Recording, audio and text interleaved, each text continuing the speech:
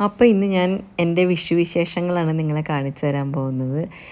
എനിക്കിന്ന് വിഷുവിൽ ഒന്നും ഒരുക്കി വെക്കാൻ പറ്റിയില്ല. കാരണം ഞങ്ങളുടെ ഫാമിലിയിലെ എല്ലാ ആൾക്കാരും ചേർന്നൊരു തിരുവാതിര ട്രിപ്പ് ഉണ്ടാക്കിയിട്ടുണ്ടായിരുന്നു. അപ്പോൾ വിഷുവിൻ്റെ തലേദിവസം ഞങ്ങൾക്ക് ചോറ്റാനിക്കരയിൽ തിരുവാതിര കളി ഉണ്ടായിരുന്നു. അപ്പോൾ ഞങ്ങൾക്കൊന്നും പ്രിപ്പയർ ചെയ്ത് വെക്കാൻ പറ്റിയില്ല. അപ്പോൾ എൻ്റെ ചേച്ചി പറഞ്ഞു, ഇന്നാ നീ ഇങ്ങോട്ട് പോരെ, നമുക്ക് അവിടെ കൂടാം വിഷു എന്ന് പറഞ്ഞു. അപ്പോൾ പോണ വഴിക്ക് എൻ്റെ മൂത്ത ചേച്ചിയെയും ചേട്ടനെയും കൂടെ കൂട്ടണമായിരുന്നു. അങ്ങനെ ഞങ്ങൾ ചേച്ചിയുടെ വീട്ടിലേക്ക് പോവുകയാണ്. വെയിൽ കൊണ്ട് ഒരു രക്ഷയില്ല. അയ്യോ, ഇങ്ങനെ തളച്ചുരുകുന്ന വെയിൽ, വെള്ളം കുടിച്ചിട്ടും ക്ഷീണം മാറുന്നില്ല. ഞങ്ങളങ്ങനെ വെയിലിൻ്റെ വിശേഷങ്ങളൊക്കെ പറഞ്ഞ് കഴിഞ്ഞ വർഷത്തേക്കാളും ഭയങ്കര കൂടുതലാണെന്ന് പറഞ്ഞ് അങ്ങനെ പോവുകയാണ്.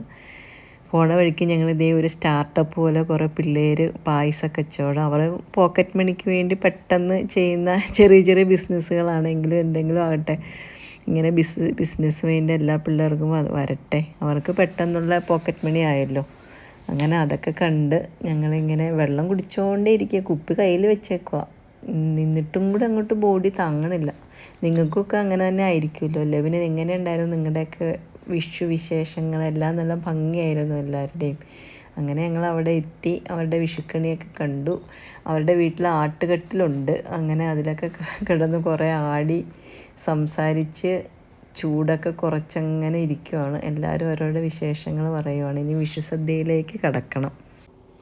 അങ്ങനെ ഞങ്ങൾ ചേച്ചി അനിയത്തിമാരിരുന്ന് ഞങ്ങളുടെ വിശേഷങ്ങളൊക്കെ ഇങ്ങനെ പറഞ്ഞുകൊണ്ടിരിക്കുവാണ്. അപ്പോൾ ചേച്ചിയുടെ പേരക്കുട്ടിയുണ്ട്, അവനൊരു ഭയങ്കര പടക്കഭ്രാന്തൻ. എത്ര പടക്കം മേടിച്ചാലും അവന് മതിയാവില്ല.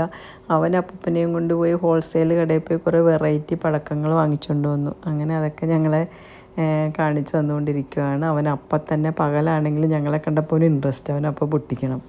അങ്ങനെ അവൻ അമ്മൂമ്മയും അപ്പൂപ്പനൊക്കെ ആയിട്ട് അടി ഉണ്ടാക്കിക്കൊണ്ടിരിക്കുക പൊട്ടിക്കാൻ വേണ്ടി. കൊള്ളായിരുന്നു കേട്ടോ, ഞാനിതൊന്നും കണ്ടിട്ട് പോലുമില്ല. അത്രയ്ക്ക് നല്ല വെറൈറ്റി ആയിട്ടുണ്ട്. അവനങ്ങനെ പടക്കമൊക്കെ പൊട്ടിച്ചു.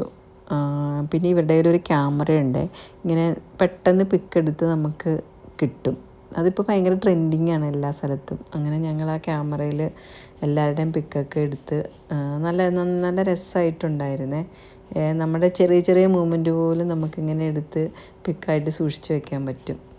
അവളങ്ങനെ എടുത്ത കുറേ പിക്കൊക്കെ ഞങ്ങളെ കാണിച്ചു തന്നു. ഞങ്ങളുടെയും കുറേ ഫോട്ടോ എടുത്തു. അതിനുശേഷം ഞങ്ങൾ വിഷു സദ്യ കഴിച്ചു. പെട്ടെന്ന് തട്ടിക്കൂട്ടി ഉണ്ടാക്കിയ ഒരു ചെറിയ സദ്യ എല്ലാവരും കൂടി സന്തോഷമായിട്ടിരുന്ന് കഴിച്ചു. ഇതൊക്കെയാണ് ഞങ്ങളുടെ വിഷു വിശേഷങ്ങൾ. അങ്ങനെ സദ്യ ഉണ്ട് കഴിഞ്ഞ് ഞങ്ങൾ ഐസ്ക്രീമൊക്കെ കഴിച്ചു. അതോടുകൂടി എല്ലാവർക്കും ഉറക്കമായി. എല്ലാവരും ഫുള്ളായിട്ട് സദ്യ അടിച്ച് കയറ്റി ഐസ്ക്രീമും കഴിച്ച് ഞങ്ങൾ ഉറക്കമായി. അപ്പോൾ ഇത്രയേ ഉള്ളൂ.